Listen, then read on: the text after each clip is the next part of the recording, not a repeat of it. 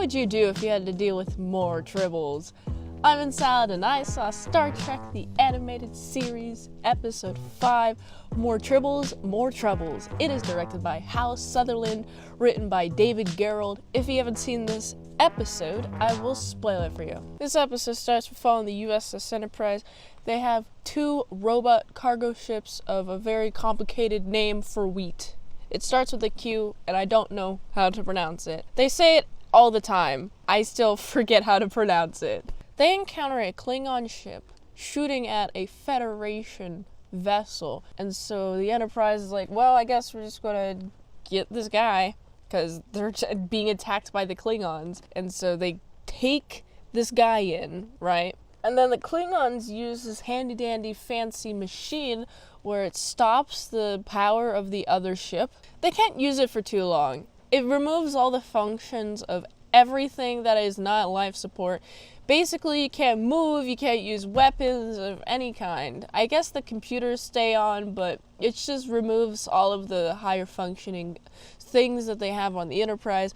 And Kirk's like, come on, man. The Klingon was like, this is a matter of life or death. And I feel like if the Klingon were more adamant about communicating something instead of trying to get things their way by means of force, alas saying, well, if you don't bring me back that guy who is on this shuttle, then we're going to start a war. This is very important to us. And guess who's on that shuttle? It's the guy who is selling the tribbles. You remember him from the original series? Well, he's back and he's in animated form. He has too many tribbles, but he has come back with tribbles that are genetically modified to be sterile, which is X to doubt. Press X to doubt. I don't believe that one bit. All these tribbles do is just eat and get fat. I like how the robot cargo ships, they're not destroyed. They're injured. They have to take all the wheat, put it onto the USS Enterprise, but there's not enough space, so they have to store it all high. And so whenever happens, guess what? The wheat falls.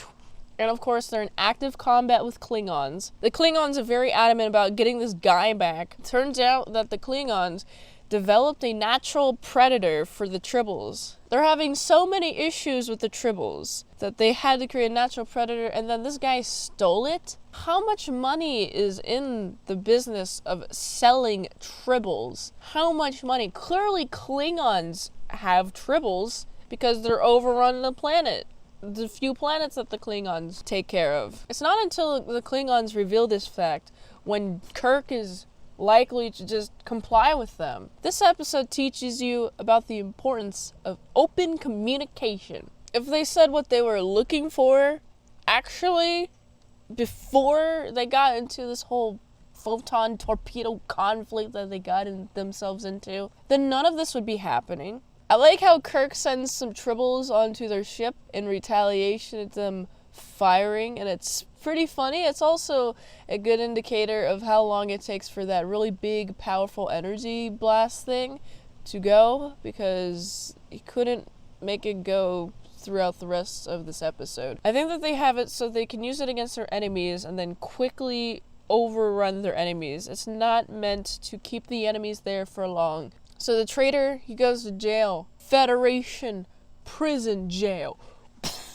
Lock him up. Screw these tribbles. We don't need these tribbles. Also, those fat tribbles, it's just a big old pouch of tribbles.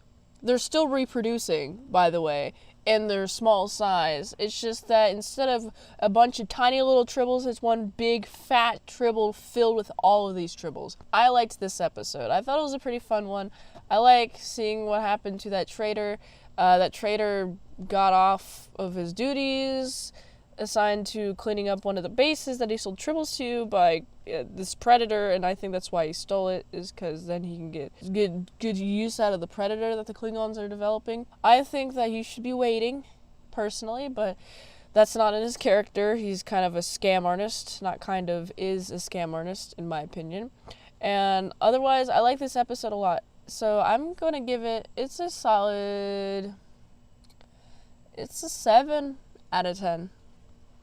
If you like this, if you watch another on the platform, relax at $20 Dinos at patreon.com/ASEpresents for one movie review per 1 month.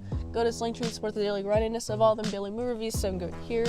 And until next time, in Salad Saw, I'll see you to my salad cretons, bacon bit. beam me up.